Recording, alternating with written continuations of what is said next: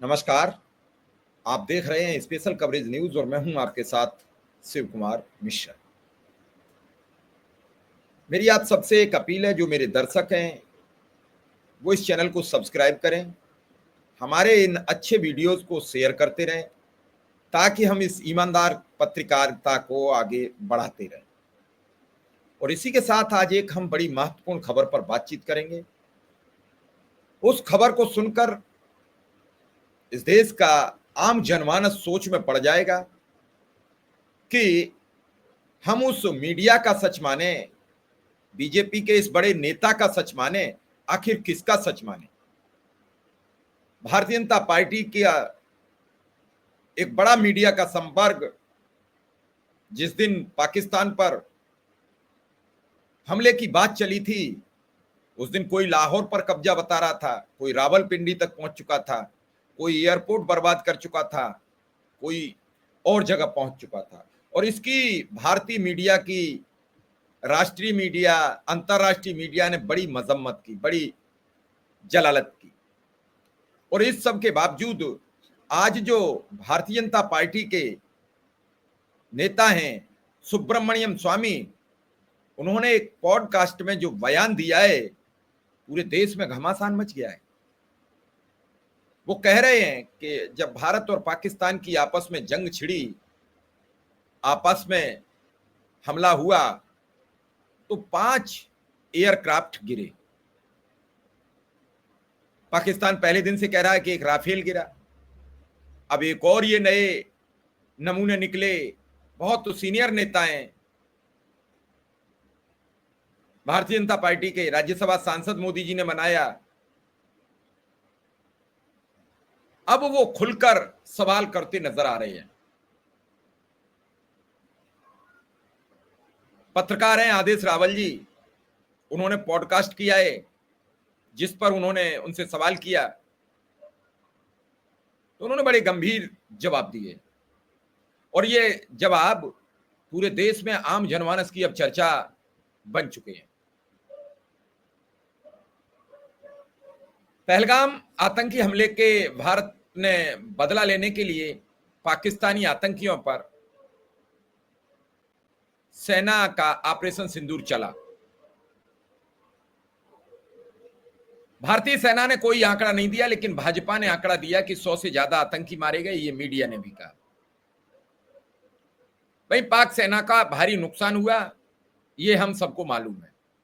उस वक्त ऐसा पाकिस्तान की तरफ से भी दावा किया गया था कि उन्होंने भारत के विमानों को मार गिराया है, लेकिन इस बात को साबित करने के लिए उनके पास कोई भी तथ्य, कोई भी सबूत मौजूद नहीं निकला।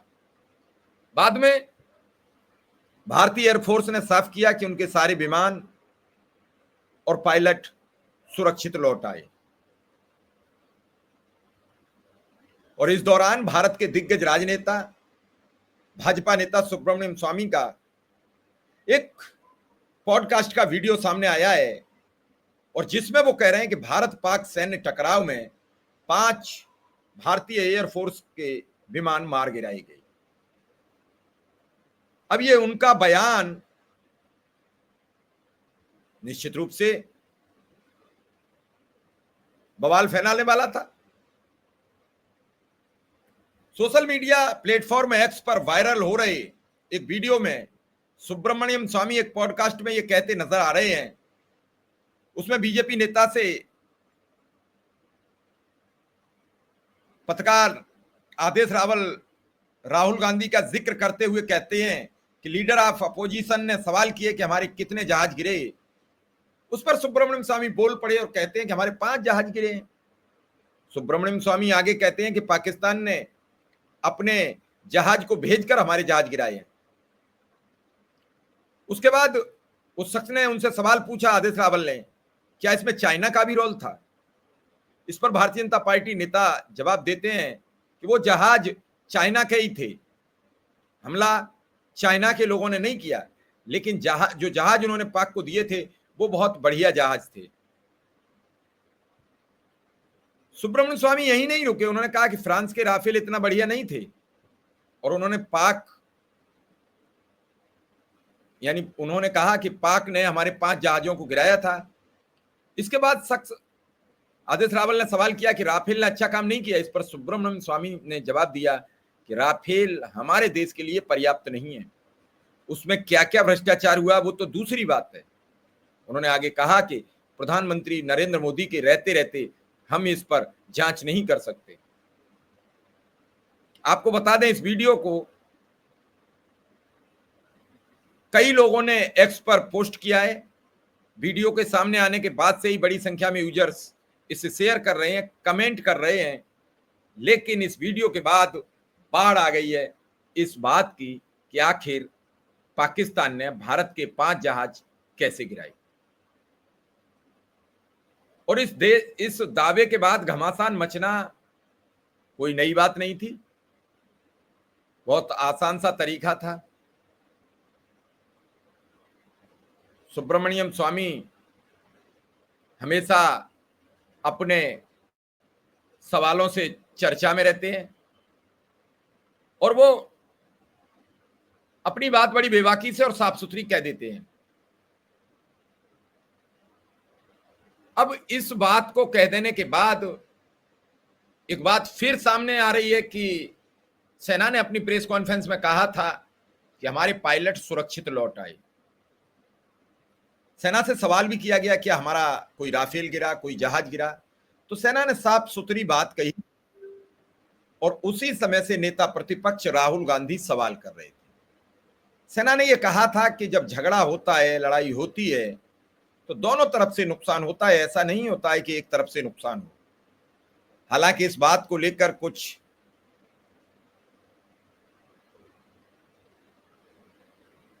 चंपुओं ने इस बात को बड़ा बुरा माना और वो समर्थन में उतर पड़े। आज आप देख रहे हैं कि कितनी छीजा लेदर हो रही है इस बार के ऑपरेशन सिंदूर के बाद अंतर देश के अंदर। पिछली बार जब पुलवामा हुआ था तो विपक्ष ने कुछ सवाल दाग दिए थे और पूरा विपक्ष आखिरी लाइन पर खड़ा हो गया था। पूरा देश एक तरफ प्रधानमंत्री नरेंद्र मोदी के साथ हाथ बांधकर खड़ा हो गया था, पूरा विपक्ष देश के जनमानस ने नंगा कर दिया था। उसमें सबसे पहले सवाल करने वाले दिल्ली के तत्कालीन मुख्यमंत्री केजरीवाल थे, जिन्होंने सवाल उठाया कि हमें वो लाशें बता दीजिए पाकिस्तान में। उसके बाद कांग्रेस के नेता, उसके बाद सब बोल पड़े थे। इस बार पूरा विपक्ष खामोश रहा और भारतीय जनता पार्टी के नेताओं ने भारतीय जनता पार्टी की धज्जियां उड़ा दी। सबसे पहले मंत्री विजय शाह, उसके बाद एक और बीजेपी के नेता डिप्टी सीएम मध्य प्रदेश, उसके बाद बीजेपी के ही मध्य प्रदेश के सांसद फग्गन सिंह कुलस्ते, उसके बाद वहां के एक और विधायक, और उसके बाद कल जम्मू कश्मीर के एक विधायक, उससे पहले हरियाणा के राज्यसभा सांसद जांगड़ा। सबने बीजेपी के ऑपरेशन सिंदूर पर इतने सवाल खड़े कर दिए जिसका कोई जवाब नहीं है। और आज तो हद हो गई जब उन्हें ऑपरेशन सिंदूर के जरिए पूरे देश की महिलाओं को जो सिंदूर बांटने की खबर बड़ी जोर शोर से चली थी और सिंदूर पहुंचना भी शुरू हो गया कई राज्यों में, और आज उस पर भाजपा शाम होते होते बैकफुट पर आ गई थी और उस खबर को ही फेक बता दिया। ना तो उस खबर फेक को अब तक उस अखबार ने सत्यता बताई कि यह खबर फेक है, ना उसके संपादक ने आके बयान दिया कि यह खबर फेक है। हाँ, भारतीय जनता पार्टी के आईटी सेल के मुखिया अमित मालवीय ने एक उस पर मोहर लगाई और बताया यह खबर फेक है, जिसमें जिक्र किया गया था कि सिंदूर बांटा जाएगा। कल तो भारतीय जनता पार्टी के जम्मू कश्मीर के विधायक ने देश की सेना पर एक बड़ा हमला बोल दिया। काश ये सवाल अगर विपक्ष का कोई नेता कर देता तो इस देश के देश प्रेमी पत्रकार वस्त्र फाड़ कर सड़क पर आ गए होते। अब उनके मुंह में दही जम गया है, बोल नहीं सकते हैं, सवाल नहीं कर सकते हैं कि भारतीय जनता पार्टी के जम्मू के विधायक ये कैसे कह रहे हैं कि जब देश लड़ रहा था पाकिस्तान से तब एयरफोर्स के जवान सो रहे थे।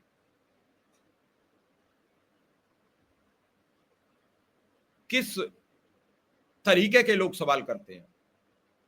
जांगड़ा जी ने कहा कि महिलाओं में शक्ति नहीं थी, वो चुपचाप गोलियां खा गई। सुब्रमण्यम स्वामी कह रहे हैं 5 एयरक्राफ्ट गिरे हैं। बीच में एक चर्चा राफेल गिरने की भी थी। सेना ने अपनी प्रेस कॉन्फ्रेंस में भी यह कहा कि हमारे सारे पायलट सुरक्षित आए। उन्होंने ये कभी नहीं अभी तक कहा है कि हमारे सारे जहाज भी सुरक्षित आए। झगड़ा होता है, दोनों तरफ से नुकसान होगा, इसमें कोई बुरी बात नहीं। भारत की सेना ने सर्वोच्च शिखर पर जाकर पाकिस्तान को धूल चटा दी। भारत की सेना का सम्मान में जितनी बातें कही जाए वो कम है। भारत की तीनों सेनाओं ने बेहद पराक्रम भरा काम किया और देश की शान में देश की नाक ऊंची कर दी और पाकिस्तान को नाक को चने चबा दिए, धूल चटवा दी।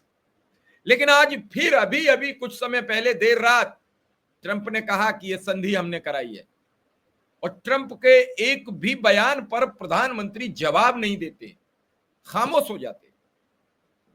वहां की यूनिवर्सिटी में बच्चों का एडमिशन रोक दिया गया। भारत सरकार ने अब तक कोई ऐतराज नहीं जताया। भारत के लोगों के वहां से पैसा लाने पर टैक्स लग गया, भारत की सरकार ने कोई ऐतराज नहीं जताया। आने जाने के वीजा पर रोक लगी, भारत ने कोई ऐतराज नहीं जताया। और भी कई ऐसे काम हैं, ट्रेड के, टैक्स के, सब भारत के प्रधानमंत्री नरेंद्र मोदी चुप्पी साधे सुन रहे हैं। उनका अभी मुख्य फोकस बिहार के विधानसभा चुनाव पर है। उत्तर प्रदेश में पंचायत चुनाव से पहले कूद पड़े। उन्हें पहलगाम के हमले के तत्काल बाद कानपुर जाना था। जो दौरा वहां के शुभम द्विवेदी की मौत के कारण रद्द किया गया था और उस दिन वो बिहार में गए थे, वो दौरा उन्होंने कल पूरा कर दिया। शुभम के परिवार से भी मिले, उन्हें वहां का मेट्रो का उद्घाटन करना था, कर दिया। लेकिन ये मेट्रो किसने बनवाई, इसकी नींव किसने डाली, इसकी तैयारी किसने की, ये किसी ने नहीं बताया। प्रधानमंत्री जी चाहते तो अखिलेश यादव को आमंत्रित कर सकते थे। इस पूरे कार्यक्रम की नींव उत्तर प्रदेश के पूर्व मुख्यमंत्री अखिलेश यादव ने डाली, तैयारी कराई, और उस मेट्रो को आज 8 वर्ष बाद, यानी 2016 का उद्घाटन आज 9 वर्ष बाद विधिवत चालू हुआ। अखिलेश यादव ने आगरा में भी मेट्रो की कार्यवाही शुरू कराई थी। अखिलेश यादव ने बनारस में भी, सब जगह प्रोजेक्ट तैयार कराए। अभी काफी जगह तैयार भी नहीं हुई। और नोएडा गाजियाबाद में तो ऐसा जाल बिछाया गया था कि आज पूरा नोएडा गाजियाबाद एक दूसरी जगह से टच होता चला जा रहा है। आवागमन के साधन अच्छे हो गए, और इस सब के बावजूद उस शख्स को अपराध के नाम पर बेदखल कर दिया गया। आज उससे कई गुना अपराध ज्यादा है। कोई सवाल नहीं कर सकता, कोई सवाल पूछ नहीं सकता। सवाल पूछ लिया तो हो सकता है उसके खिलाफ क्या कार्रवाई होगी। पूरे प्रदेश में अधिकारी आपाधापी मचा रहे हैं। पूरे प्रदेश में अधिकारी बनाम अधिकारी हो रहा है, नेता बनाम नेता हो रहा है। मजाल है कोई सवाल कर ले, मजाल है कोई कुछ पूछ ले। पूरी समाजवादी पार्टी हो, भारतीय जनता पार्टी हो, सब एक दूसरे की मुंह की तरफ ताक रहे हैं कि आखिर क्या होगा। कोई कुछ बोल नहीं सकता, कोई कुछ कह नहीं सकता। राजनीतिक विसात ऐसी बिछी हुई है। और ऐसे दौर में भारतीय जनता पार्टी के बड़े नेता सुब्रमण्यम स्वामी केंद्र की सरकार पर आरोप लगा रहे हैं, नरेंद्र मोदी पर आरोप लगा रहे हैं कि 5 एयरक्राफ्ट गिरे हैं, उनके बारे में बताइए। कांग्रेस का पूरा दल संसद का विशेष सत्र बुलाने के लिए पत्र लिखता रहा। घटना घटे आज कई दिन गुजर चुके हैं। इस बाबत जम्मू कश्मीर सरकार ने तत्काल अपना सत्र बुलाया। पाकिस्तान में सत्र बुलाया गया, लेकिन भारत का सत्र नहीं आया। कुछ लोगों का मानना है कि सदन में जवाब देने की हैसियत में नहीं थे नरेंद्र मोदी। सदन चलेगा तो लोग सवाल करेंगे। आज यानी कल से इस वीडियो के बाद सरकार पर सवाल उठेंगे, लोग करेंगे। शिवसेना उद्धव ठाकरे के संजय राउत कह रहे हैं कि वो आतंकवादी कहां हैं, कहां छिपाए हैं आपने, पूछेंगे लोग। सिंदूर का जो चलन बनाया था वो पूरी तरीके से खत्म हो चुका, पूरी तरीके से पोस्टपोन्ड हो गया। बीजेपी उससे अपनी जान छुड़ाती नजर आ रही है। लेकिन क्या इस समय इन 5 एयरक्राफ्ट को लेकर सरकार की तरफ से कोई श्वेत पत्र जारी होगा? सेना कोई बयान देगी? प्रधानमंत्री कुछ बताएंगे? रक्षा मंत्री कुछ बताएंगे? गृह मंत्री अमित शाह कुछ बताएंगे? या फिर सब खामोश रहेगा, ऐसा ही चलता रहेगा, विधिवत चलता रहेगा, किसी को कोई जवाब नहीं दिया जाएगा? पिछले 11 वर्षों में नहीं जवाब दिया गया, तो क्या फिर इस बार नरेंद्र मोदी कोई गलती करेंगे जो जवाब दें? जब 11 वर्ष से विपक्ष सवाल पूछ रहा है, कई सांसद सवाल पूछ रहे हैं, कई नेता सवाल पूछ रहे हैं, देश की जनमानस सवाल पूछ रही है, रोजगार कहाँ है, हेल्थ की सुविधाएं कहाँ हैं, महिला सुरक्षा पर चर्चा कहाँ है, इन सभी सवालों से, रेल सुरक्षा व्यवस्था क्या है, रेलवे में लगातार दुर्घटनाएं हुई, इस्तीफे मांगे गए, किसी का इस्तीफा नहीं हुआ, प्रधानमंत्री ने एक प्रेस कॉन्फ्रेंस नहीं की, तो क्या उम्मीद की जाए प्रधानमंत्री इस बार कोई जवाब देंगे? या फिर 5 एयरक्राफ्ट पर बीजेपी नेता सुब्रमण्यम स्वामी को भारतीय जनता पार्टी के नेता देशद्रोही कब बताएंगे और देशद्रोही बताकर उन्हें कब ट्रोल करेंगे? कब उनके खिलाफ देशद्रोह का मुकदमा दर्ज कराया जाएगा? कब उन्हें जेल भिजवाया जाएगा? क्योंकि अगर एयरक्राफ्ट नहीं गिरे हैं तो बीजेपी नेता सुब्रमण्यम स्वामी को देशद्रोही का दर्जा देते हुए उनके खिलाफ केस चलाया जाना भी बेहद सख्त जरूरत है। तो भाजपा तय करे, भाजपा के समर्थक तय करें, जिन्हें कभी कभी हम अंधभक्त भी कह देते हैं, भाजपा के वो प्रवक्ता तय करें। कहां है संबित पात्रा, कहां है शुक्ला जी, कहां है प्रदीप भंडारी, कहां है और भी प्रवक्ता, ढेरों प्रवक्ता हैं, कहां है वो? अब सुब्रमण्यम स्वामी के बयान का, उनके वायरल वीडियो का जवाब भारतीय जनता पार्टी की तरफ से कौन प्रस्तुत करेगा? कौन आएगा सामने जो ये बताए कि भारतीय 5 एयरक्राफ्ट किसी भी कीमत पर नहीं गिरे थे? हम इस खबर का खंडन करते हैं और सुब्रमण्यम स्वामी के खिलाफ देशद्रोह का मुकदमा दर्ज कराते हैं। कौन बताएगा? फिलहाल आप सबसे फिर वही मेरी अपील है कि इस चैनल को सब्सक्राइब करते रहिए, हम ईमानदारी से खबरें आप तक पहुंचाएं। जल्द हम अपने पुराने चैनल पर आपको साथ नजर आएंगे, आपको वो सच्ची खबरें प्रस्तुत करेंगे, उन सही खबरों को तथ्यात्मक विश्लेषण के साथ मौजूद रहेंगे। मेरी खबरों को पसंद कीजिए, आगे बढ़ाइए, शेयर कीजिए, ग्रुप्स में शेयर कीजिए, ताकि हमारा हौसला बढ़ा रहे और हम आपके साथ निरंतर मिलकर आम जनमानस की जो आवाजें उठा रहे हैं, शिक्षा, स्वास्थ्य, रोजगार की जो मुहिम चला रहे हैं, उसे हम वदस्तूर चलाते रहें। अगर यह मुहिम रुकी तो फिर कोई बोलने वाला नहीं होगा। पूरे देश में मैं अकेला पत्रकार हूं जो शिक्षा, स्वास्थ्य, रोजगार पर चर्चा करता हूं और डेली 8 से 9 इस मुद्दे पर बात करता हूं। धन्यवाद, नमस्कार।